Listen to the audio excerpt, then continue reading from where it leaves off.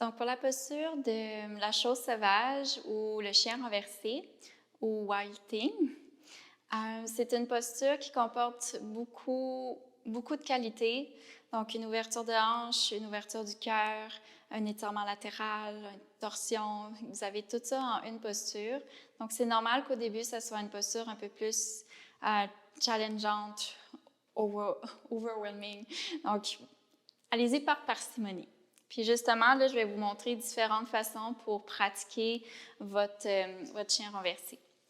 Première option serait de la commencer à partir d'une posture assise, les mains derrière vous, de plier le genou droit, par exemple, puis vous déposez main gauche en arrière de vous, un petit peu plus loin que son épaule. Vous allongez bras droit vers l'avant, vous engagez les jambes, ce sera l'inspiration. Puis en expirant, vous soulevez les hanches. L'inspiration pour compléter en allongeant bras droit le long de l'oreille droite et d'étirer l'avant du corps. Puis vous expirez pour redescendre. Je le fais de l'autre bord, allongez jambe droite, on plie le genou gauche. La main droite en arrière de soi, décalée de l'épaule, étirez bras gauche. À l'inspiration, soulève les hanches, étire bras gauche le long de l'oreille gauche, poussez dans vos points d'appui, expirez. Déposez votre regard peut-être vers la paume de main gauche. Et on redescend. C'est très bien de la faire comme ça. Ensuite, elle peut se partir d'une planche. Donc, en faisant une planche latérale, mettons les 10 orteils roulent à droite, vous soulevez le bras droit, on soulève le genou gauche droit vers le ciel plutôt, puis de déposer pied droit en arrière de soi. Donc, ça ressemble ici à une planche latérale, puis c'est déjà génial. Puis ensuite, rouler les hanches vers le haut, le cœur vers le ciel, d'étirer encore bras droit le long de l'oreille, puis de trouver du regard votre main droite. On évite de s'affaisser dans la main gauche, donc on la pousse la main gauche dans le sol. Inspire. Puis vous refaites votre chemin vers la planche latérale et la planche. Une autre belle façon aussi de le partir, c'est avec le chien tête en bas. Vous soulevez une jambe vers le ciel. Vous ouvrez cette hanche-là au-dessus de l'autre. Vous pliez la jambe en deux. Soulève le talon qui est au sol.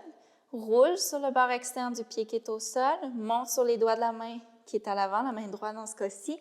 Pied gauche se dépose derrière. Puis toujours ici, redéposer fessier au sol. Puis la prochaine inspiration pour soulever les hanches. Et à l'expiration, délicatement, vous ramenez main droite et pied droit au sol.